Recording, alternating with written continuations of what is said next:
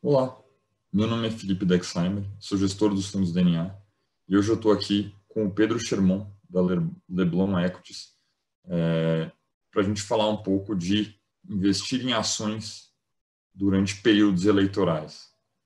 E até a própria frase já dá calafrios em muita gente, né? A gente passa por muitos momentos de volatilidade quando a gente investe em ações. Mas antes da gente entrar no tema, Pedro, conta para a gente um pouco da sua história, um pouco da história da própria Leblon. Legal, Felipe. É bom te ver aqui, é um prazer estar conversando contigo. Eu trabalho com análise de empresas e gestão de fundos de ações desde 1995, quando eu entrei na antiga Investidor Profissional, que hoje chama-se IP. Me tornei sócio de lá e gestor dos fundos no ano 2000. Fiquei até o ano de 2008 como gestor dos fundos, quando eu saí para abrir a Leblon Equities junto com o Pedro Rude, que era meu sócio na IP, e o Marcelo Mesquita e o Bruno Pereira, que eram executivos do banco que na época era o UBS Pactual e hoje é o Banco BTG Pactual. Então, são um pouco mais de 25 anos fazendo análise de empresas, gestão de fundos de ações, já há 20 anos, desde o ano 2000. Na Leblon, a gente construiu uma empresa que é bastante focada, então a gente só faz gestão de fundos de ações. O Brasil, acho que é um país que tem mais gestores do que empresas para você investir, então criar um diferencial sempre foi uma obsessão do nosso lado, e a gente acha que o caminho para criar o diferencial é o foco, então a gente só faz ações, predominantemente ações brasileiras, com um time bastante experiente. Então somos 20 pessoas hoje na empresa, das quais 10 focadas em análise de empresas e gestão dos nossos fundos da família de fundos de ações, que é o Leblon Ações, e os nossos fundos de previdência. São 4 gestores na empresa, 4 cogestores, eu, Marcelo Mesquita, Marcelo Aguiar e Bruno Pereira. Cada um de nós faz isso aí há 25 anos.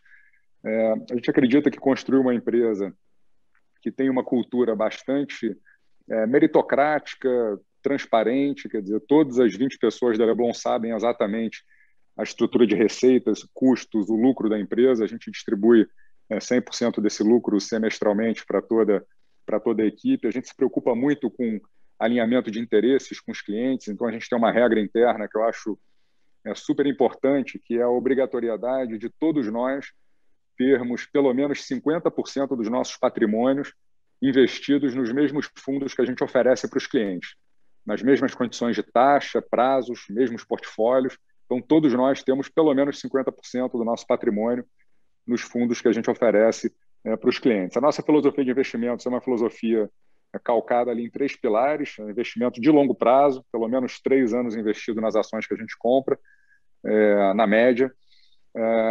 O nosso foco é no fundamento das empresas, então a gente olha pouco ali para as questões macro, políticas. Isso é muito mais gestão de risco do que construção de portfólio para a gente. E um último aspecto da nossa filosofia, que eu acho bastante importante e relevante também, é o que a gente chama de praticar o ativismo construtivo, né? Isso significa que não só a gente se mantém próximo das empresas, dos acionistas, dos conselheiros, dos administradores, fornecedores, clientes, mas a gente eventualmente também participa de alguns conselhos de administração de empresas que nós investimos. A gente acredita que isso dá um conhecimento muito diferente do conhecimento médio dos analistas que estão um pouco mais distantes, e isso acaba se transformando em conhecimento, em segurança, que acaba ajudando a gente a fazer os investimentos.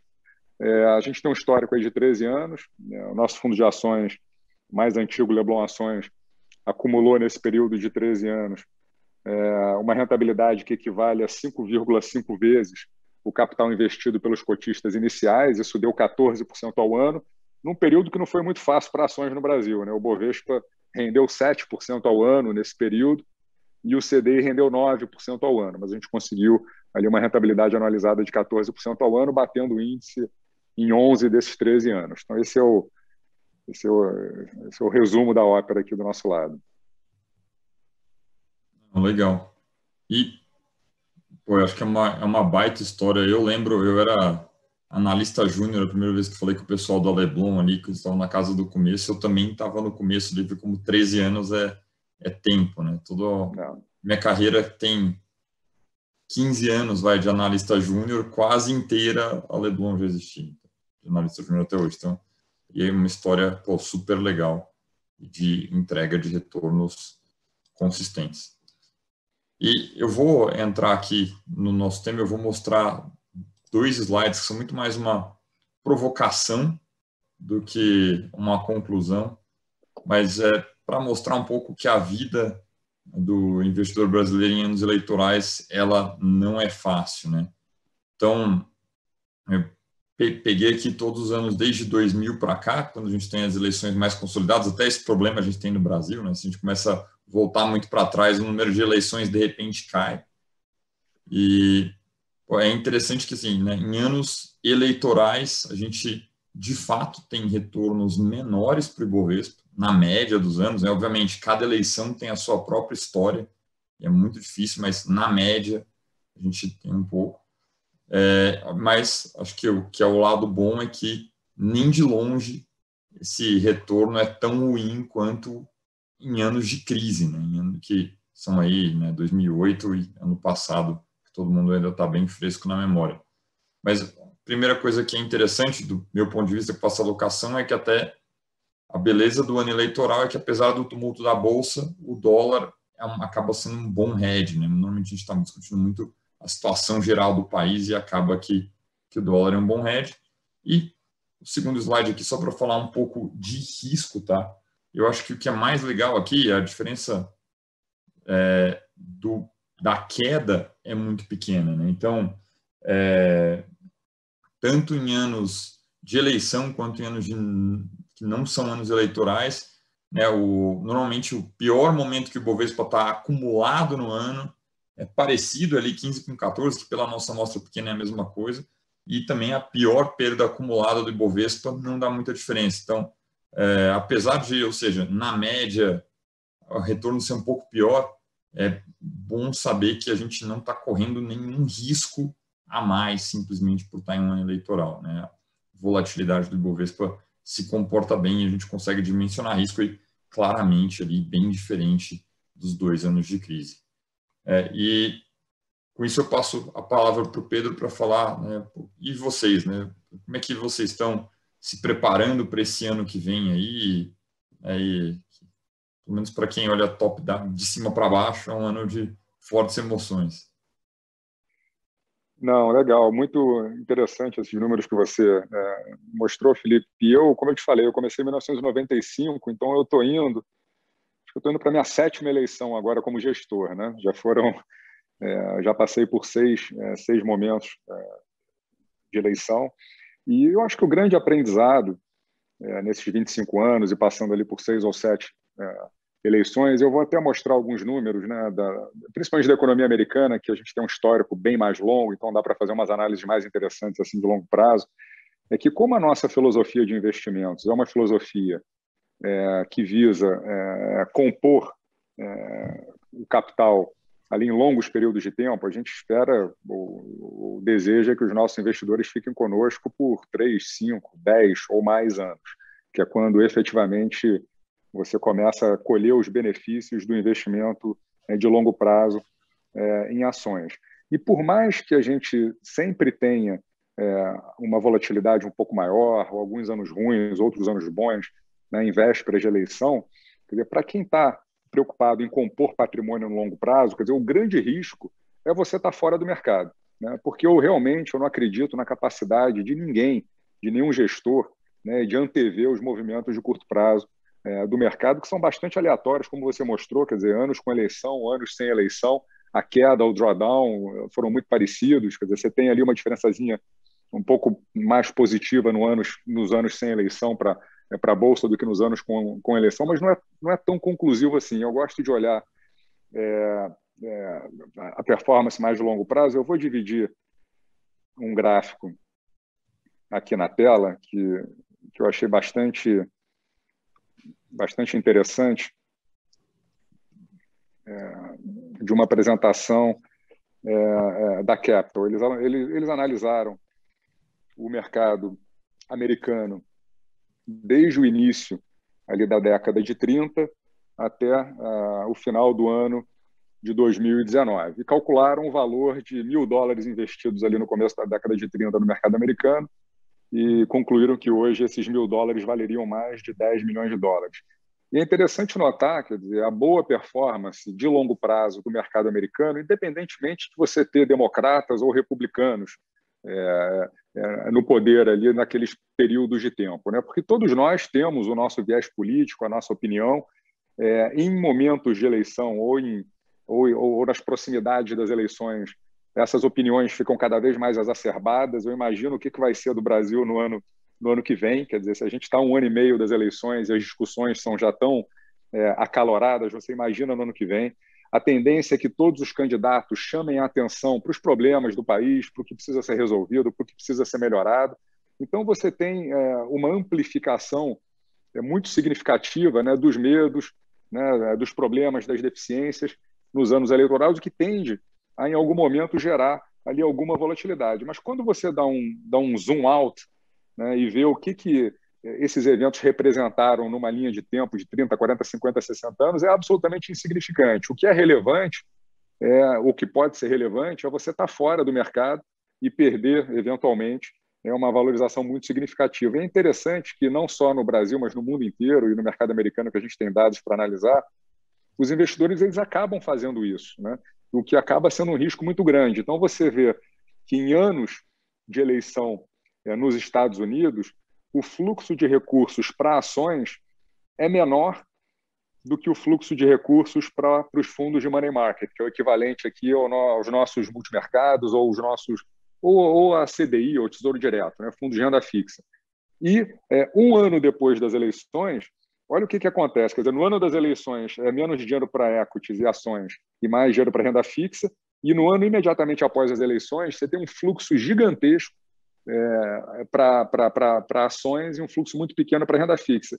O que esse gráfico está mostrando? Quer dizer, está todo mundo tentando fazer um market timing, adivinhar, né, qual é o melhor momento de você entrar ou sair, e eu acho que a capacidade eu diria que de praticamente 100% das pessoas de fazer esse market time com eficiência ao longo do tempo é muito pequena. Então, eu acho muito arriscado tentar fazer esse time, né, acho que é importante lembrar que nesses momentos de maior volatilidade costumam surgir oportunidades muito interessantes, e o mercado de ações ele é composto ali por quase 500 empresas, né? Então, em algum momento, algumas vão dar oportunidades. Então, você está investido, você está com um gestor que você confia, ou você manter posição naquela ação daquela empresa que você acredita por longo prazo, me parece a decisão mais racional se o teu horizonte de investimentos é de longo prazo, que é o que mostra esse gráfico aqui. Esse gráfico é o seguinte, quer dizer, ele pega o que aconteceu com quem investiu $10 mil em todos os anos eleitorais americanos e permaneceu investido por pelo menos 10 anos.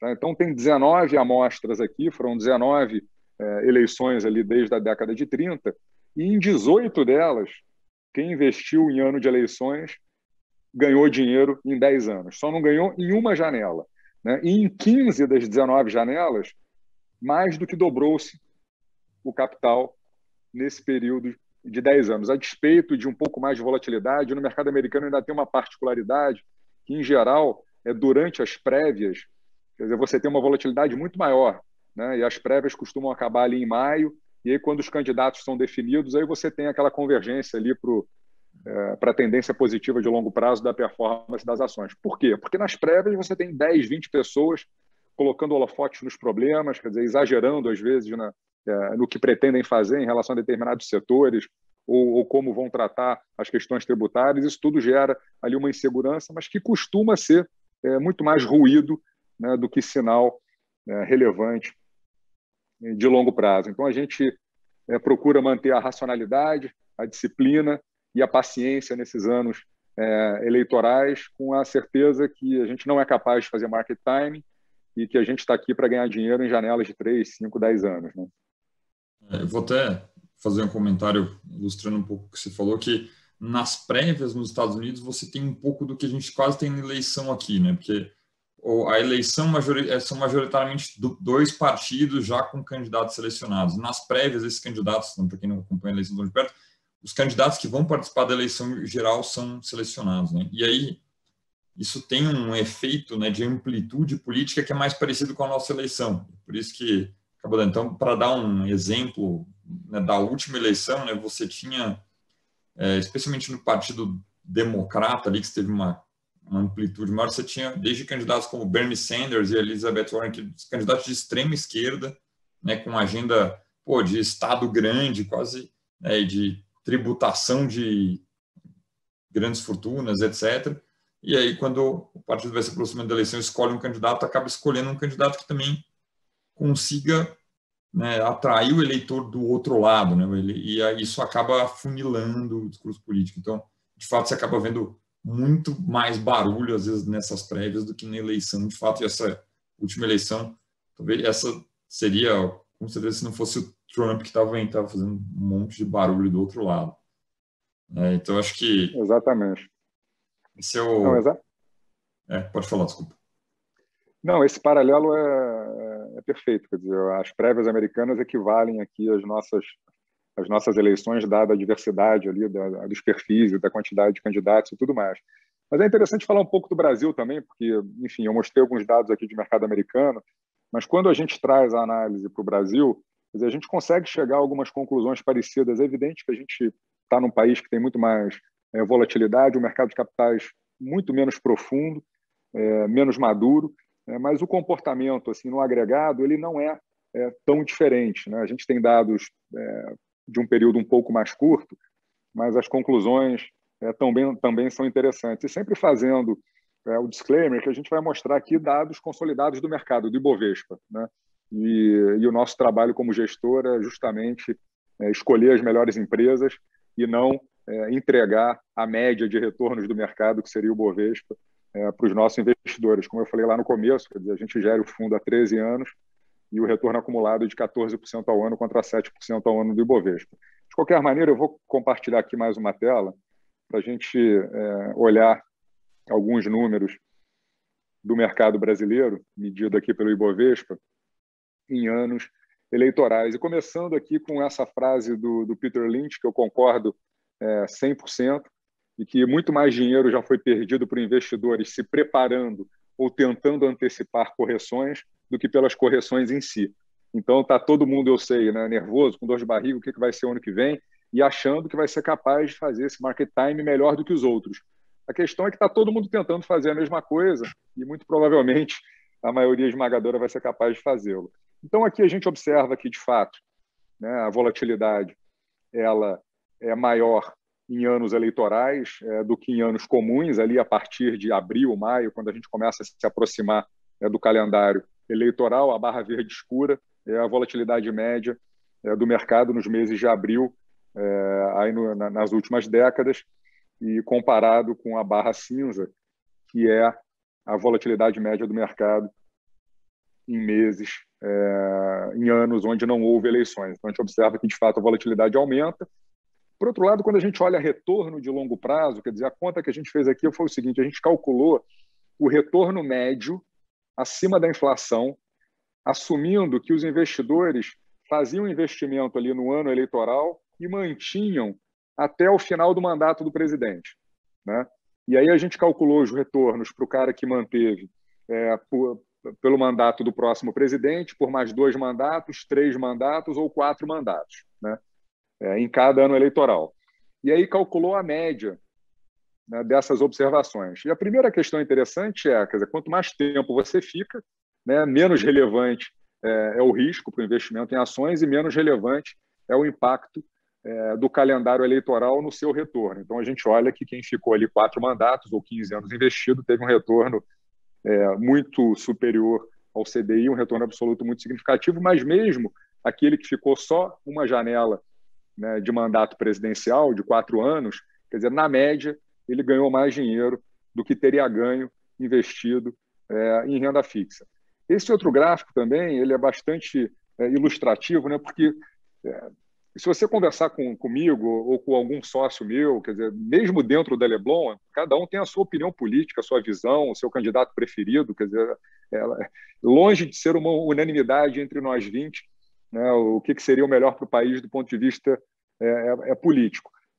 O problema é que os investidores eles tendem a incorporar as suas visões políticas e os seus vieses às decisões de investimento. Então, tem muita gente que, dependendo de quem for o próximo presidente, vai ficar mais bearish, né, pelo viés político, né, muito mais do que por qualquer outra coisa. E quando você olha no passado, a gente olhou aquele gráfico americano, né, que mostrava ali o mercado se valorizando, sejam republicanos, sejam democratas.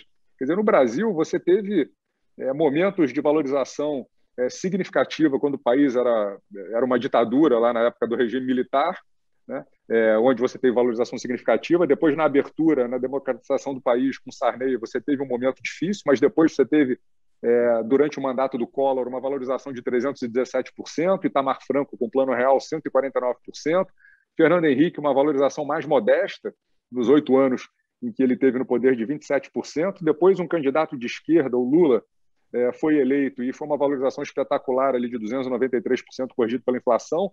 Dilma, menos 44%, e Temer, 41%. Então, você tem bolsa subindo ou caindo, seja candidato de esquerda, direita, democracia, ditadura. Então, é muito pouco significativo no final das contas, por mais que a gente acredite que vai fazer uma diferença brutal e sofra tanto, né, quando o calendário eleitoral se aproxima.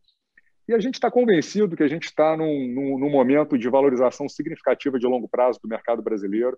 O mercado brasileiro é um mercado cujo histórico é de valorizações muito significativas em diferentes períodos, em diferentes regimes políticos, com diferentes ideologias à frente ali de Brasília. Então, a gente tem ali, na década de 60, na época do regime militar, um mercado que multiplicou por 12 vezes em dólares, depois teve uma correção grande, né, com a democratização do país, o fim do regime militar, até o Plano Cruzado, em 1986, a Bolsa Brasileira multiplicou por 16 vezes em dólares.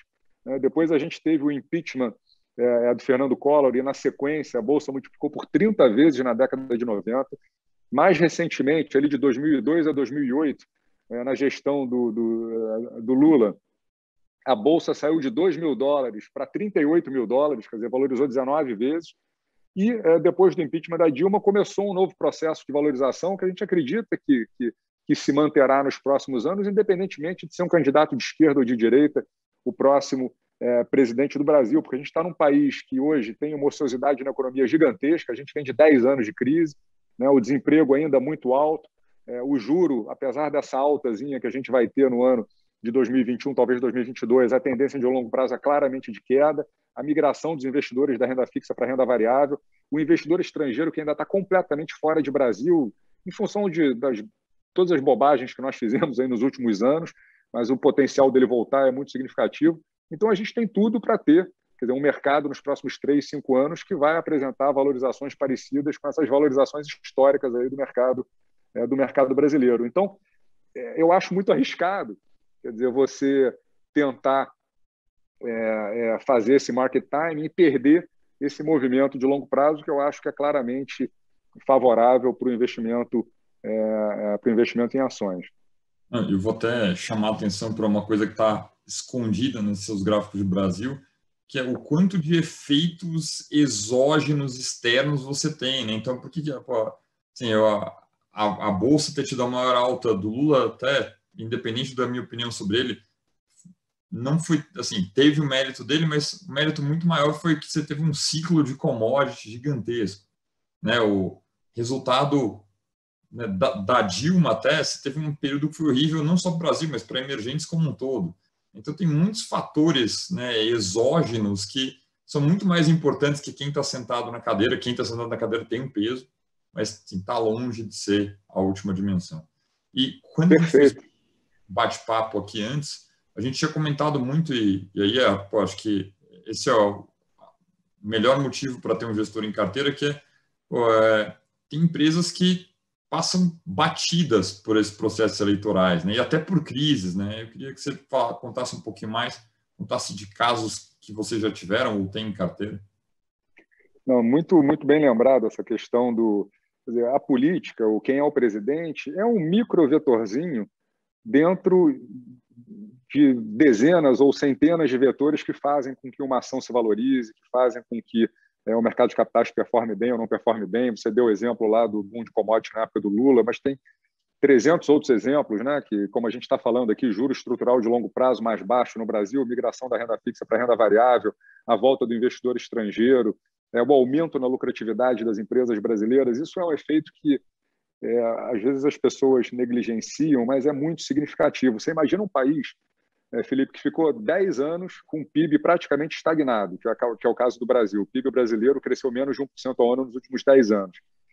A produção industrial brasileira chegou a cair 16% no acumulado ali de 2011 a 2016, 2017. Quer dizer, você acha que as boas empresas, nesse cenário adverso, ficaram paradas? Quer dizer, elas melhoraram muito. Elas se viram forçadas a otimizar a produção, a mandar a gente embora, a fechar plantas ineficientes, a contratar sistemas melhores, investir em tecnologia. Então, são empresas que hoje, potencialmente, elas são muito mais rentáveis do que elas eram há 10 anos atrás, porque elas foram forçadas a melhorar as suas operações para sobreviver. Quando a economia voltar para um mínimo nível de normalidade no que se refere a crescimento, as margens de lucro vão ser muito maiores do que eram no passado. E isso não está precificado.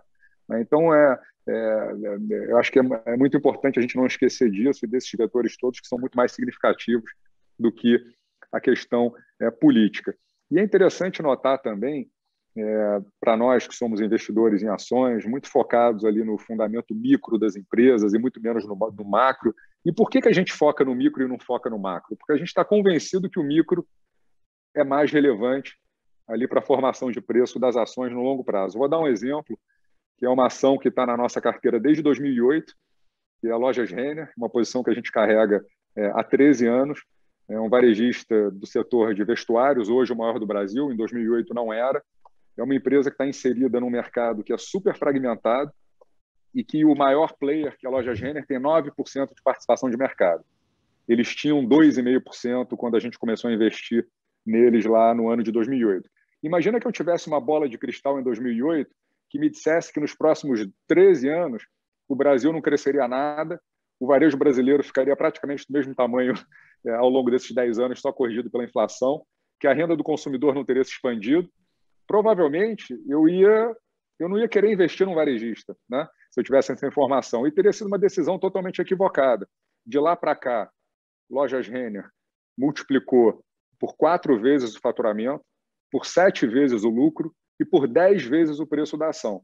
Por quê? Ele é tão melhor do que a concorrência que ele ganhou o mercado. Ele saiu de 2,5% de participação no mercado para 9% agora, né? E é quando a gente olha o crescimento de Lojas Renner e faz uma quebra por períodos onde o Brasil cresceu mais e períodos onde o Brasil cresceu menos, pra você ter uma ideia, de 2000 a 2010, o Brasil cresceu muito mais do que ele cresceu de 2010 a 2020, né? Só que de 2000 até 2010, a Renner cresceu 7 pontos percentuais acima da indústria de varejo de vestuário no Brasil. De 2010 a 2020, o Brasil quase não cresceu. Só que a Renner cresceu 11 pontos percentuais acima da indústria. Porque não tem jeito. Quando está difícil, o médio, o pequeno, o ineficiente, o cara que não tem gestão, ele sofre muito mais do que o cara que é capitalizado, está na bolsa, tem boa gestão, tem bons processos, tem um bom histórico. Então, a gente acha que isso é definitivamente muito mais importante, não só do que as questões macro, mas principalmente do que as questões políticas. Perfeito. É um pouco nisso, né? Até a história do Ayrton Senna, né? No momento da chuva, que todo mundo tinha dificuldade, é que ele se destacava. Isso, né? Se deu um ótimo exemplo, mas até o Carel, né? Ele gosta muito de uma frase que quando você olha as empresas em bolsa, você não está olhando as empresas, está olhando a seleção brasileira, praticamente, né? Não são os jogos de futebol que tem no seu bairro. E a hora que você coloca ainda um bom gestor que consegue selecionar quais são esses bons jogadores, né, daí você consegue um resultado, como o Pedro contou aí, muito superior ao da Bolsa. Era isso. Bom, aqui foi uma conversa super legal, queria agradecer ao Pedro. Se tiver alguma colocação final para dizer, pode falar. Eu que agradeço, Felipe, foi um prazer conversar com você, muito boa conversa. Eu quero deixar uma mensagem de otimismo para quem está investido em ações e pensando no longo prazo. Acho que é hora de manter a racionalidade, a disciplina e a paciência, e tem coisas muito mais relevantes que impactam o nosso investimento em ações do que o calendário político. É isso, obrigado. É isso aí, acho que nem dá para adicionar nada. E uma frasezinha que estava em vários seus slides, horizonte de investimento. Lembrar isso, você não está ali para ganhar dinheiro de hoje para amanhã. É a trajetória que vai fazer você, por exemplo, se aposentar com conforto. Mas é isso. Super obrigado, Pedro. Abraço. Abraço.